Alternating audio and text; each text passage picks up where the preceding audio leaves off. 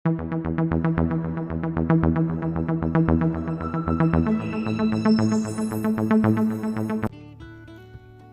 अगर आपको लगता है कि आपकी किस्मत खराब है, तो आज मैं आपके साथ जो मोटिवेशनल स्टोरी शेयर करने वाला हूँ, वो सिर्फ आपके लिए ही है।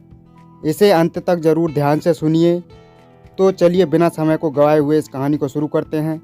एक जंगल में एक महात्मा रहते थे। उन महात्मा की खासियत ये थी कि वो किसी भी का भविष्य बता सकते थे। बड़े बड़े राजा उन्हें मानते थे और उनके बताए हुए मार्ग पर चलते थे।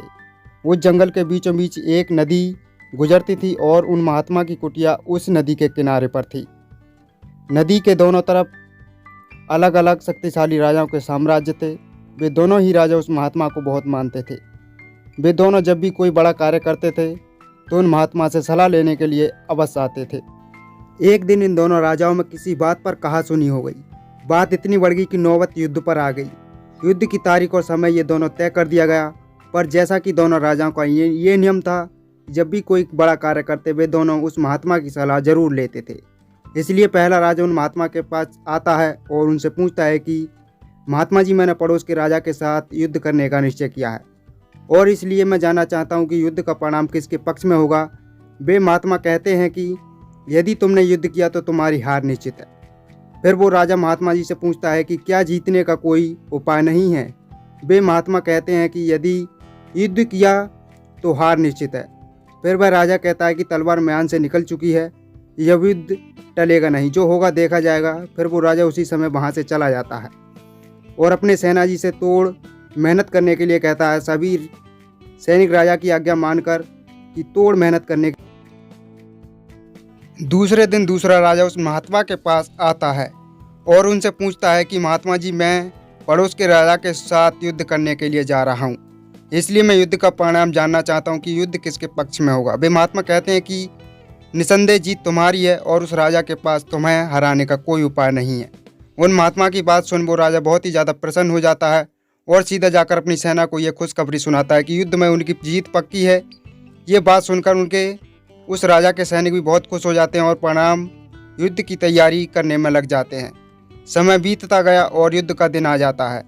रणभेरियाँ बजाई जाती हैं और युद्ध शुरू हो जाता है। दोनों सेनाएं एक दूसरे के साथ भिड़ जाती हैं और मारकाट मच जाती है। देखते ही देखते जिस पहले राजा की हार निश्चित थी, वे दूसरे राजा की सेना को ढेर कर देती हैं और पहला राजा वो युद्ध जीत जाता है जिसे उन महात्मा ने कहा था कि वो युद्ध हारेगा। युद्ध जीतने के बाद वो पहला राजा महात्मा के पास चला जाता है और उनसे पूछता है कि महात्मा जी, आपने तो कहा था कि मैं युद्ध हार जाऊंगा, लेकिन मैं तो युद्ध जीत गया, आपकी भविष्यवाणी गलत कैसे निकली। फिर वे महात्मा उस राजा से कहते हैं कि मैंने तो वो कहा था जो तुम्हारे भाग्य में लिखा था, लेकिन तुमने अपने कर्म से अपने भाग्य को बदल दिया।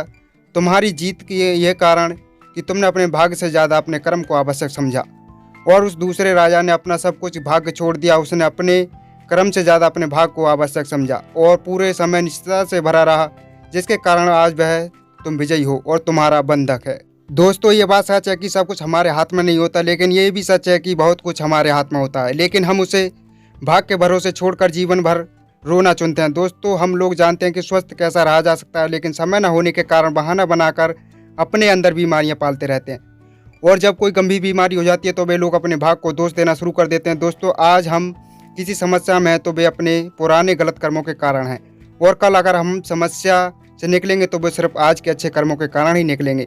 दोस्तों, अगर आप आज कुछ नहीं करते हैं तो कुछ होगा कि और वो आपका भाग्य है, और अगर आप आज अपने बुद्धिमान का इस्तेमाल करेंगे जो आप करना चाहते हैं तो वो कर्म है। तो ये आपके ऊपर है कि आपको कुछ करना है, अपने भाग्य के भरोसे बैठे रहना। दोस्तों, ये प्रश्न आवश्यक नहीं है कि भाग्य से पहले कुछ लिखा हुआ है या नहीं, बल्कि आवश्यक सवाल है कि क्या तुम उन चीज़ों को भी भाग्य के भरोसे छोड़ रहे हैं जिन्हें हम बदल सकते हैं।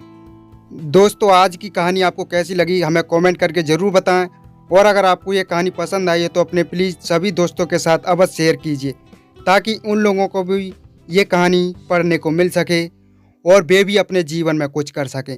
दोस्तों, अगर आप भी अपने भाग्य को दोष देते हैं तो आपकी ये बहुत ज़्यादा गलत बात है। आपको हमेशा अपने सही कर्म करने चाहिए, तभी हम किसी भी कार्य में सफलता पा सकते हैं। आपको अपने भाग्य के भरोसे नहीं बैठा रहना चाहिए, चाहे कोई सा भी कार्य हो। जब हम कर्म करेंगे तभी हम उस कार्य में सफलता पा सकते हैं, अन्यथा नहीं पा सकते हैं। दोस्तों आपको इस चैनल पर इसी तरह की कहानियाँ और मिलती रहेंगी, इसलिए चैनल को सब्सक्राइब जरूर कर लेना।